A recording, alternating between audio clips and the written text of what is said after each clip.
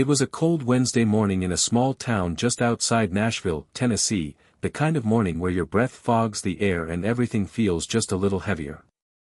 The wind carried with it a chill that seemed to settle deep into your bones, and for Mark Turner, the town's most reliable, though least financially fortunate, mechanic, the day had started like any other.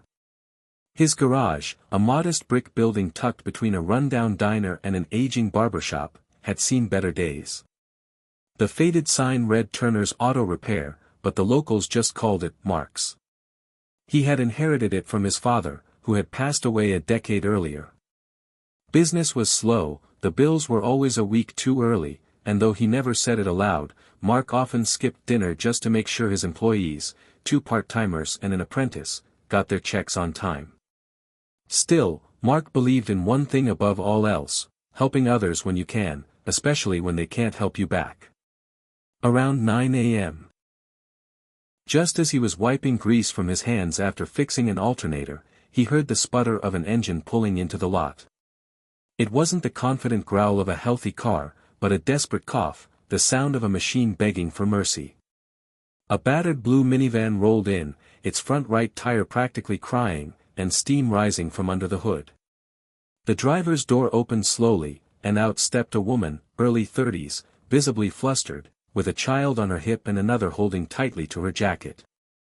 "Excuse me," she said, approaching Mark. I know this is a long shot, but my van broke down on the way to work, and I really needed to pick up my kids later. I don't have much money, but if you could just take a look."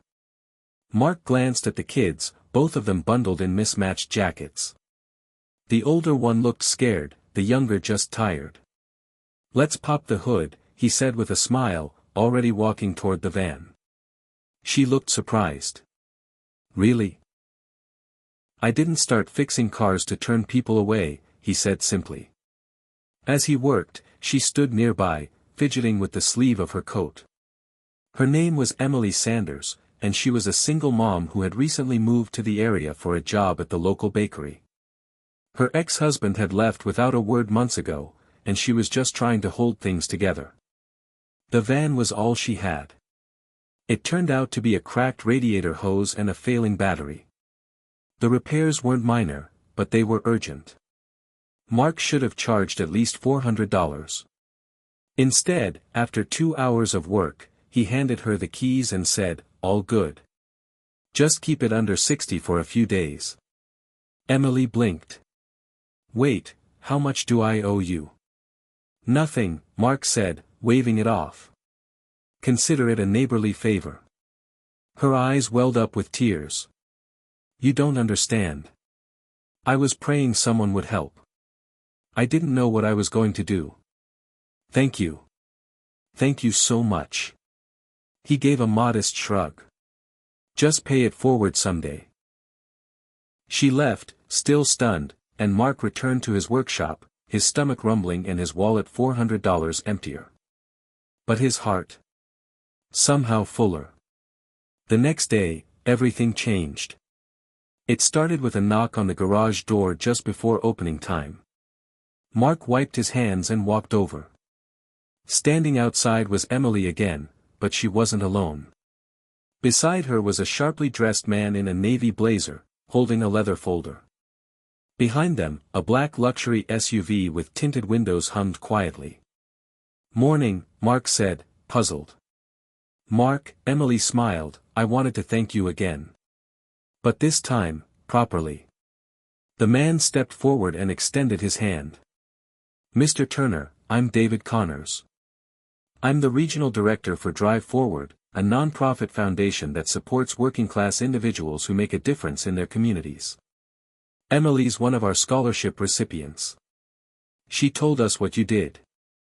Mark looked between the two, trying to process.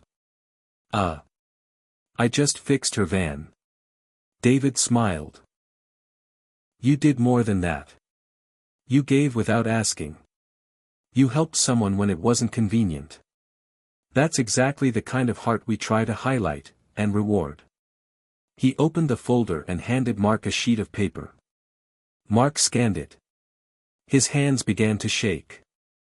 It was a grant award, $100,000 to expand and restore Turner's auto repair. No strings. Just gratitude and faith in his goodness. I don't know what to say, Mark whispered. Emily stepped forward, holding his grease-stained hand. You didn't know I was connected to them. You helped me anyway. You could have turned me away like others did. But you didn't. You gave us a chance to keep going. And now, we're giving it back to you. Mark blinked hard, the edges of his vision blurring with tears he hadn't let fall in years. Over the next weeks, Turner's auto repair transformed. New lifts, fresh paint, updated tools, and a growing clientele inspired by his story. The local news picked it up. Then a national outlet.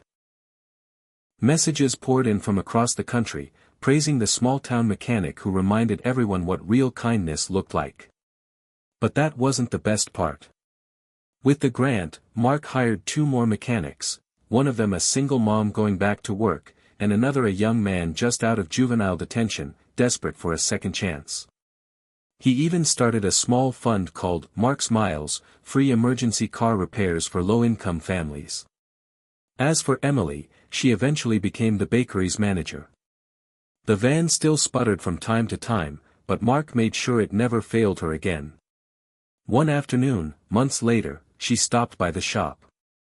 This time, no car trouble. Just coffee and conversation. You changed my life, she said softly. Mark shook his head. You gave me the chance to. She smiled, then reached into her purse and handed him a small box. Inside was a keychain, handcrafted, engraved with the words, "Kindness drives everything." Mark swallowed hard. And for the first time in a long while, he felt like maybe the world wasn't so broken after all.